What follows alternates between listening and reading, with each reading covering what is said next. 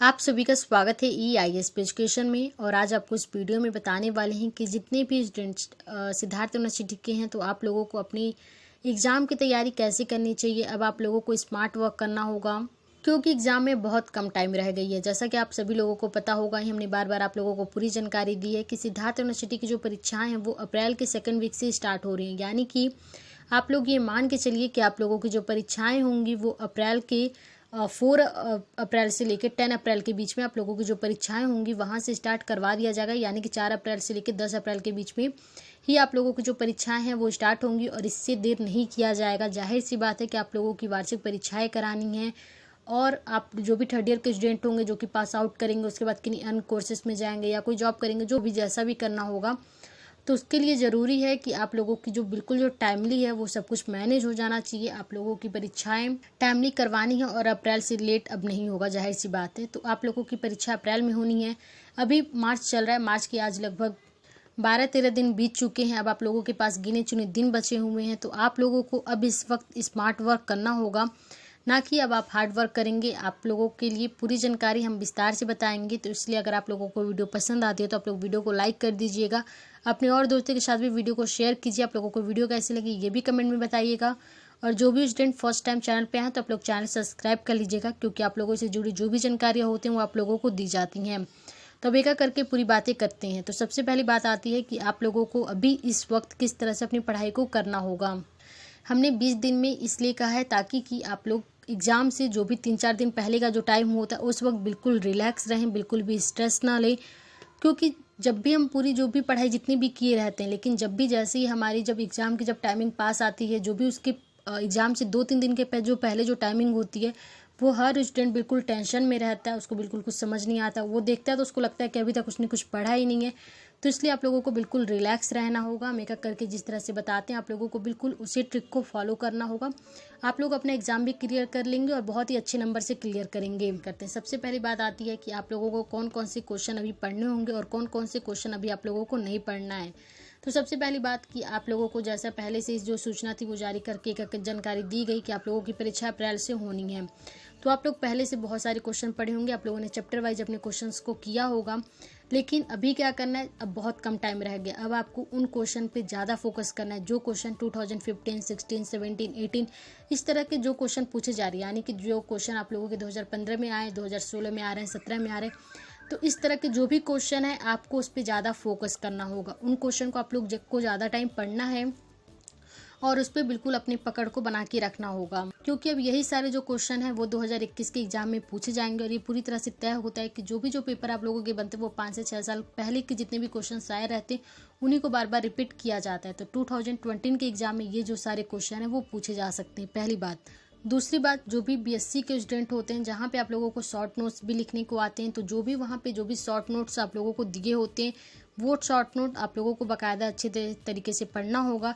इसी तरह से जो भी BA BSc के होते हैं, आप लोगों में भी जो भी लॉन्ग टाइम और शॉर्ट टाइम क्वेश्चंस आते हैं वो आप लोगों को बाकायदा अच्छे तरीके से, जो भी ईयरली क्वेश्चंस होते हैं वो आप लोगों को अच्छे तरीके से देखने होंगे। उस पर आप लोगों को पकड़ होनी चाहिए, क्योंकि अभी जो यूनिवर्सिटी के स्टूडेंट होते हैं उन्होंने अपने एग्जाम की जो प्रिपरेशन होती है वो पूरी कर लिए रहते हैं। उनके बहुत सारे क्वेश्चन हो गए होते हैं, बहुत सारे क्वेश्चन छूटे होते हैं, लेकिन जो उससे सिद्धार्थ यूनिवर्सिटी से संबंधित कॉलेजों में होते हैं आप लोगों ने भी अपनी प्रिपरेशन अच्छे से की होगी। उसमें बहुत सारे क्वेश्चन भी आप लोगों ने अभी तक कर लिया होगा। लेकिन बहुत से ऐसे स्टूडेंट होते हैं जो कि पढ़ाई के साथ उनकी जो भी घर की जैसी स्थिति होती है उसके अकॉर्डिंग वो जॉब भी करते हैं।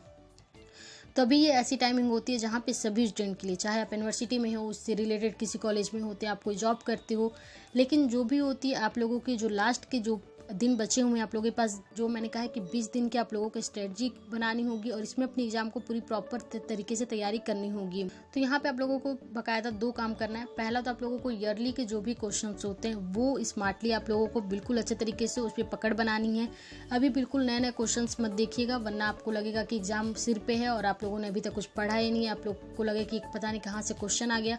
तो बिल्कुल भी ऐसा मत कीजिए। जो भी ईयरली क्वेश्चन है बाकायदा आप उसको अच्छे तरीके से कीजिए। एग्जाम के पहले यानी जो भी 3-4 दिन होते हैं आप बिल्कुल रिलैक्स रहिएगा। जो भी आप लोगों को क्वेश्चन लगता है कि ये क्वेश्चन इस बार पूछा जा सकता है उन क्वेश्चन को टिक कर लीजिए, हाइलाइटर से टिक कीजिए, ब्लैक पेन से, जैसे भी हो उन क्वेश्चन को थोड़े से हाईलाइट कर लीजिए कि जैसे आप पेज पलटे तो वो क्वेश्चन आपको तुरंत आंखों के सामने वो दिख जाना चाहिए। तो उन क्वेश्चन को आप हाईलाइट करें और उन क्वेश्चन को 2-3 बार, जब भी एग्जाम से पहले का जो दिन होगा वो 5-6 दिन पहले का, अभी आप लोगों को जो भी इंपॉर्टेंट क्वेश्चन है वो सारे पढ़ते जाएं।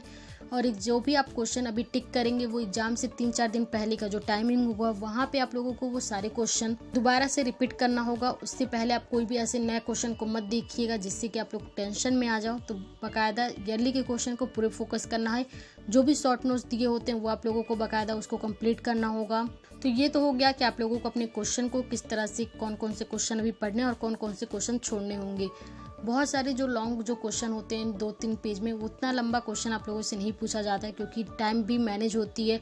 वो बस आप लोगों के समझ के लिए उतने लंबे क्वेश्चंस दिए जाते हैं। तो आप लोगों को बाकायदा जो यूनिवर्सिटीज़ के जो पेपर होते हैं, बीएससी का जो पेपर आता है वो मोस्टली एक क्वेश्चन 9 मार्क्स का आता है जो कि लॉन्ग में होता है। उसके लिए लगभग 3-3.5 पेज जो होते हैं वो कंप्लीट हो जाते हैं। फिगर वगैरह ले होके 3-3.5 पेज में हो जाता है। इसी तरह आर्ट्स के, बीकॉम्स के भी जो क्वेश्चंस होते हैं वो उतने ही सेमली पूछे जाते हैं। तो आप लोगों को उन सबको लेके ज़्यादा टेंशन नहीं करना है। बहुत सारे लॉन्ग क्वेश्चन जो रहते हैं उतना नहीं, आप लोगों को समझ के, हाँ हर क्वेश्चन का एक चीज़ इंपॉर्टेंट होता है कि आप जितना भी याद करते हो उसको आप कॉपी पे किस तरह से लेके आएंगे। तो कॉपी पे इंपॉर्टेंट होती है कि जैसे कि हमने पहले आप लोगों को बताया था कि किस तरह से अपने एग्जाम की प्रिपरेशन करनी है। अभी इसको जल्दी से रिपीट करते हैं कि आप लोगों की जो कॉपी होनी चाहिए वो बिल्कुल आप लोग बिल्कुल क्लियर रखें, साफ रखें। ब्लैक ब्लू पेन का यूज कर सकते हैं आप लोग। इसके अलावा कलरफुल पेन की इजाज़त नहीं होती है, तो आप कलरफुल पेन का यूज ना करें, आप बस ब्लैक और ब्लू पेन का यूज करें। आप स्केच यूज कर सकते हैं।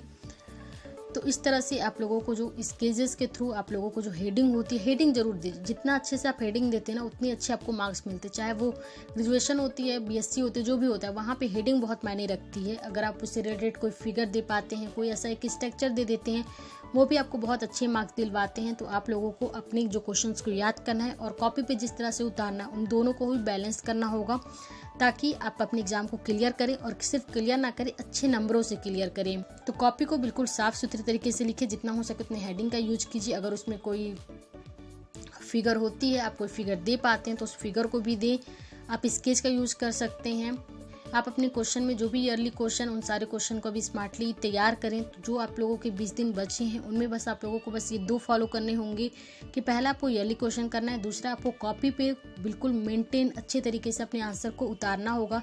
क्योंकि जब ये दोनों मिलते हैं तो आप लोगों को ही अच्छा नंबर मिलता है। तो इसलिए ज़रूरी है कि आप अभी के जो लास्ट डे बचे हुए हैं उसमें बस इंपॉर्टेंट क्वेश्चंस को करें, ईयरली क्वेश्चन को करें। इसके अलावा अगर आपके कोई सवाल होते हैं तो आप कमेंट किया कीजिए, हमारी ओर से रिप्लाई दी जाती है, तो इसलिए आप कमेंट कर सकते हैं। आप अपनी इस वीडियो को और दोस्तों के साथ शेयर कीजिएगा क्योंकि अभी एग्जाम है, बहुत सारे स्टूडेंट अभी टेंशन में होंगे, उन्हें क्या पढ़ना है क्या नहीं पढ़ना है।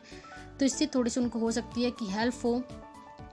बाकी जैसी और भी जानकारी आएगी तो आप सभी लोगों को दी जाएगी।